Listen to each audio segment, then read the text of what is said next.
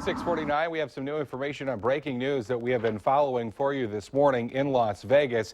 This is a look at the Las Vegas Strip from last night. One person dead, 26 people hurt after police say a woman with a toddler in her car repeatedly plowed into pedestrians on the crowded Las Vegas Strip. Police are now saying that the driver hit pedestrians in two different areas, and witnesses have told them the car sped up as it slammed into a second group of people. The woman has been arrested. The toddler who was in the car with her was not hurt. A very good morning, everyone, and thank you so much for waking up with the Valley today. I'm Kyle Bosch. We're just getting started with nonstop news and weather all the way up to the top of the hour to help you plan your day. And we do have breaking news out of the Northern Valley for you this morning as well. Two people had to be treated for exposure at the hospital. Then one of them was sent to jail after a high-speed chase in Grand Forks early this morning. Police say that it started with an attempted traffic stop, but the vehicle took off at a high rate of speed. Now, both the suspect vehicle and the officer's patrol car ended up sliding off an icy gravel road just west of Grand Forks. Police say a man and woman in that car then took off on foot. A canine team was able to track down both of them, and they had to be treated at the hospital for exposure. Now, the driver was then arrested. Her identity is still uncertain because police say she is being uncooperative. We do know that she's facing several charges, including driving under the influence and reckless endangerment. 6:51 now, and that means it's time to get a look at weather and traffic on the ones. We start with meteorologist Lisa Green and some foggy conditions that people may be seeing on this Monday in December. There is some fog out there again this morning. A dense fog advisory in effect for much of central and western North Dakota, and it does include the James River Valley in our viewing area, though there are some foggy areas beyond the advisory as well. Here's a look at our visibility. We're down to a quarter of a mile in Cooperstown, half mile in Valley City over toward Jamestown, a half mile there as well, and about a mile in the Carrington area, looking at 2.5 miles in Oaks. So basically our western viewing area is the problem area. The rest of us looking okay. There's a couple of places where we're a little bit less than perfect on visibility with some low level moisture, but we're still doing okay at this point, at least at those reporting sites. Our temperatures right now ranging from about 12 degrees in Langdon and over toward Devil's Lake, all the way up to 21 in Wahpeton and over toward the Detroit Lakes area. We're at 19 degrees in Fargo and 18 in Grand Forks. So relatively mild start to our Monday. In addition to that, visibility is okay in Fargo. We can see traffic moving along on I-94 and University at the bottom of your screen. And temperatures are not going to rise much today. We're looking at some mostly cloudy skies throughout much of the day. We'll see some peaks of sunshine here and there. Some of us more on the partly cloudy side than mostly cloudy side, but by and large, those clouds will be with us today. And we'll see those temperatures rising back into the low to some mid-20s.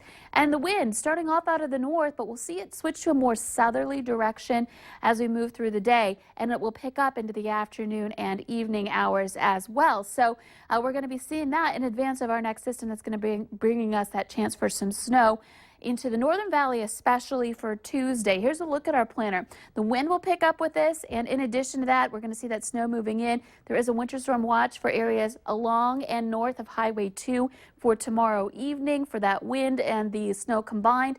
In advance of it, pretty mild temperatures warming up quickly into the mid-30s. The rest of your holiday week, Wednesday looks pretty good once we get that cleared out. Temperatures holding steady in the 20s through Thursday, mostly sunny skies for your Christmas Eve. And then the holiday itself, we've got temperatures that are going to be a little bit cold, but a chance for snow late on Christmas night and into the weekend. Let's check in with Al for an update on traffic.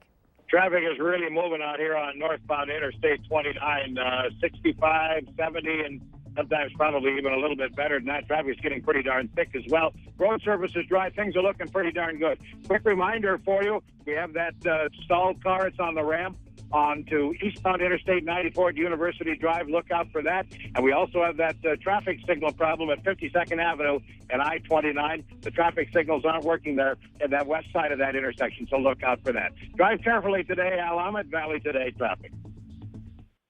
A North Dakota snowmobiler was killed in an avalanche in southern Montana. Officials say the 33-year-old Bismarck man was trapped under 6 feet of snow on the southeast face of Sheep Mountain in Gallatin National Forest, just outside Cook City, Montana. 3 snowmobilers were caught in the avalanche. 2 deployed their airbag rescue system and escaped relatively unharmed. The man who died was also equipped with an inflatable airbag, but officials say he was unable to deploy it. His name has not been officially released, though his family has been notified. Fargo police are investigating a possible assault after finding a man unconscious outside a bar this weekend. Police responded early yesterday morning after staff at the bowler found the man lying outside. He eventually regained consciousness but was taken to a Fargo hospital to be treated for non-life-threatening injuries. A Gambian student at MSU Moorhead is seeking asylum in the United States after her education was ripped away by her own family. Caddy Suso is a freshman at MSUM and says she dreams of one day being a doctor. Now, her uncle has been paying for her education, but her parents recently convinced him to stop so she would be forced to return to Gambia and get married. She says if she does return, she would be forced to undergo genital mutilation, which has been outlawed. Now, one of her professors at MSUM has started a GoFundMe page to help Caddy stay in the United States and stay at MSUM. If you're interested in donating, you can go to our website, valleynewslive.com, and click on this story. The Fargo Moorhead Islamic Society opened its doors to the public in an effort to settle any uneasy feelings in the community and clear up misunderstandings about Islam. Hundreds of people turned out for the event yesterday, slipping off their shoes and entering the mosque for a chance to meet Muslim community members, learn more about Islam, and even sample some ethnic foods. Another open house is planned in January. Holiday cards, letters, and packages are still being sent today. And people, of course, are hoping that they will get to where they need to be before Christmas. The Valley Today's Christy Larson is joining us live this morning from the Prairie Wood Post Office in South Fargo with more on what people can expect on this very busy week at post offices around the valley. Hi, Christy. Good morning, Kyle. Yeah, I know a lot of people do wait till the last minute to send out those holiday cards, maybe those New Year's cards, those greeting cards. So we just wanted to take a little time to check in and see just how everything works out. And so Fargo Postmaster Greg Johnson's been showing me around, and you guys have so many people back there organizing, getting things ready. And like you said, pretty soon up here it's going to be busy as well. Yeah, it's going to be a busy day, both here in the retail section and back in delivery. A lot of packages to deliver today, cards and letters, a little bit of everything. And you guys have a number of trucks that are going to be headed out this morning, maybe even as soon as 8:15, 8:30. Yeah, they should be ready around 8:15, 8:30. A lot of them, approximately 90 plus in Fargo, another 50 between Moorhead and West Fargo, and then multiple helpers with some of them routes just to help them out and get some of them packages delivered. So a lot of people on the street, so we're going to have to drive careful and look out for us. And like you said, I mean, a lot of people who are going to be sending those things that are just within that 150-mile radius are going to be able to have those smiles on Christmas Day, and that's what your guys' goal is. That's our goal.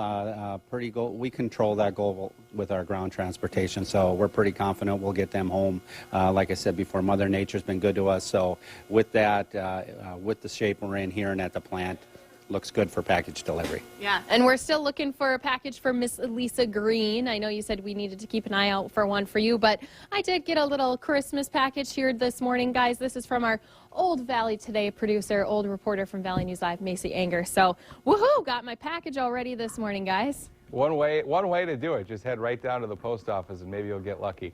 Christy Larson reporting live for us this morning. Thanks, Christy. In our consumer alert on this Monday, a great phone deal during this holiday week. Best Buy selling iPhones for $1. The usual cost for the 16-gig iPhone 6s is $200, but you can get in on the deal through Sunday with this catch. To get the $1 iPhone, you do have to sign up for a 2-year contract with Sprint or Verizon. Well, several lakes in Minnesota are close to setting records for latest ice-in date ever.